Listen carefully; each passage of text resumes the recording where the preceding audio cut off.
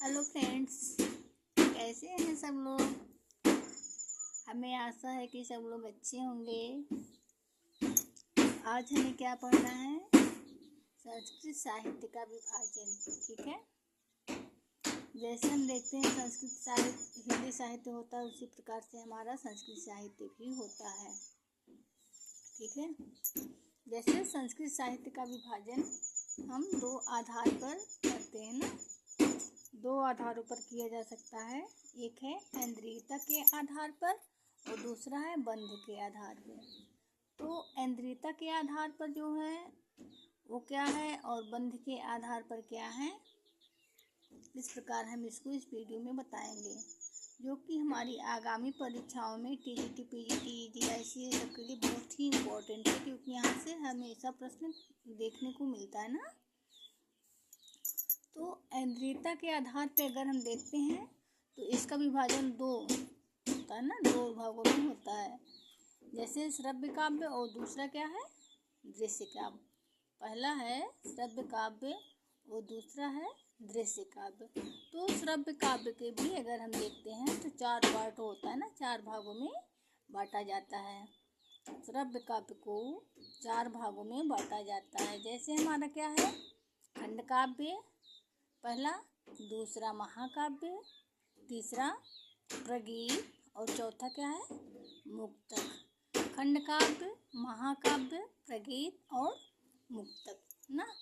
तो इस प्रकार से जो हमारा काव्य होता है, श्रव्य काव्य होता है, चार प्रकार का होता है। खंड काव्य, महाकाव्य, प्रगीत और मुक्तक। इन सब के बारे में आप लोग जानते होंगे। अगर नहीं जानते होंगे तो फिर हम आपको बताएंगे। खंड काव्य क्या होता है, महाकाव्य क्या होता है। जैसे हमारा रामायण है, महाभारत है, सब महाकाव्य के अंतर्गत आते हैं ना। और खंड काव्य जैसे है आप साकेतों को देखते हैं, तो ये सब जो है खंड काव्य के अंतर्गत आएंगे। उसी प्रकार से प्रगीत है और क्या है, मुक्तक है। तो इन सब चीज़ों को अगर हम देखेंगे तो इसमें चार प्रकार के होते हैं, जो श्रव्य काव्य होते हैं। और दृश्य काव्य, दृश्य काव्य में सभी लोग जानते हैं, जानते नहीं होंगे। अगर वैसे सब लोग जानते होंगे, अगर नहीं जानते होंगे तो बहुत ज़्यादा आसान चीज़ है, रूपक और उपरूपक। इसके भी दो भाग होते हैं ना। दो प्रकार का हमारा दृश्य काव्य भी होता है, जिसमें रूपक और उपरूपक होते हैं। रूपक क्या है, रूपक के भी 10 भेद होते हैं। उपरूपक इसके भी 18 भेद होते हैं ना। तो संस्कृत साहित्य में अगर हम देखते हैं तो रूपक 10 प्रकार के होते हैं ना, इसके भी 10 भेद होते हैं। और उपरूपक होता है, उसके 18 भेद होते हैं ना। तो यहाँ हम केवल रूपक ही देखते हैं, क्योंकि वीडियो बहुत लंबी हो जाएगी और हम सोचते हैं थोड़ा ही पढ़ाएं, लेकिन जिसका जो कॉन्सेप्ट पूरा क्लियर हो जाए। बहुत ज़्यादा पढ़ेंगे तो हो सकता है इतना हम ध्यान ना देना, कंसंट्रेट ना हो पाए। तो रूपक, रूपक कितना होता है, 10। रूपक के कितने भेद होते हैं, संस्कृत में रूपक के 10 भेद होते हैं। ठीक है, कितने भेद होते हैं, 10 भेद होते हैं। तो इसको हम एक छोटा सा ट्रिक बताएंगे, जिससे क्या होगा, जो भी चीज़ें हैं बहुत ही आसानी से आपको अस्थाई याद हो जाएंगी। हमारा कहने का मतलब ये है, अगर आप छोटा सा ट्रिक ध्यान देंगे तो हो सकता है आपकी आगामी परीक्षाओं में आपके जो अंक मिलने वाले हैं वो आपको मिल जाएं। ठीक है, तो रूपक के 10 भेद होते हैं, इतना तो सभी लोग जान गए होंगे। तो ना, प्रश्न, डिबी, ऐ ना, जो 10 भेद हैं इसी में एक लाइन में सब समाहित हैं। ना से क्या हो गया, नाटक ना, ना से नाटक। प्रश्न और देखो प्र है ना, प्र से दो होता है, एक प्रकरण होता है, एक प्रहसन होता है। नाटक, प्रकरण, प्रहसन। ब यहाँ पे देखो आधा ब है, तो इससे क्या हो गया, बी समझ लो, भाड़ व्यायोग ना। सा से क्या हो गया, समवकार। ठीक, डी से डिमी, वी से विथि। तो नाटक, प्रकरण, प्रहसन, भाड़, व्यायोग, समोकार, डिम ना। वी से विधि, अंक और प्रश्न, ठीक है।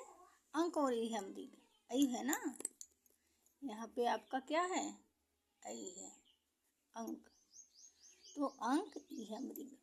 तो इस प्रकार से हम देखते हैं नाटक, प्रकरण, प्रश्न, व्यायोग, विधि, समोकार, डिवी, विधि, अंक, इहमृग। ये आपको 2-3 बार जब इसको साथ में पढ़ेंगे, आप लोग साथ में इसको बोलते रहिए, देखते रहिए। अगर हो सके तो आप लिख लीजिए। लिखने से ये रहेगा कि आपको आगामी समय में चीज़ें, अगर आपको एक बार फिर से रिपीट कर लेंगे इन सब चीज़ों को, तो भूलेगी नहीं ना। नाटक, प्रकरण, प्रश्न, व्यायोग, विधि, समोकार, डिवी, विधि, अंक, इहमृग। 1 2 3 4 5 6 7 8 9 10 ना, आपका 10 टोटल हो गया।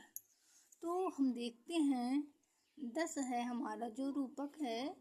इसमें क्या है, रूपक के 10 भेदों में अगर हम देखते हैं तो 5 जो है हमारा एकांकी होता है, ठीक है। 5 हमारा एकांकी होता है। एकांकी में कौन कौन सा है, देखो BPV2A, BPV2A ना, BPV2A। तो इसे क्या होगा, भाड़, प्रश्न, व्यायोग, विधि और क्या होगा, अंक। तो अगर 5 इसमें आ जाता है, ऐसे भी पूछता है परीक्षाओं में, रूपक के 10 भेदों में कौन कौन सा एकांकी है ना, या फिर आपको ऑप्शन दे देगा और पूछेगा इसमें से कौन सा एकांकी नहीं है या कौन सा एकांकी है। अगर आप ऐसे पढ़े रहेंगे तो आपका कभी भी गलत नहीं होगा, ठीक है। जैसे BPV2A, तो भाड़, प्रश्न, व्यायोग, विधि, अंक। बहुत ही आसान है लेकिन बहुत ही काम की चीज़ है, इसीलिए आप लोग इसे ज़रूर से ज़रूर पढ़िएगा और हो सके तो इसको नोट भी कर लीजिएगा, क्योंकि ये हमारे लिए बहुत ही इम्पोर्टेंट है, ठीक है। हाँ, मिलते हैं नेक्स्ट वीडियो में, तब तक के लिए जय हिंद। जय हिंद, जय भारत।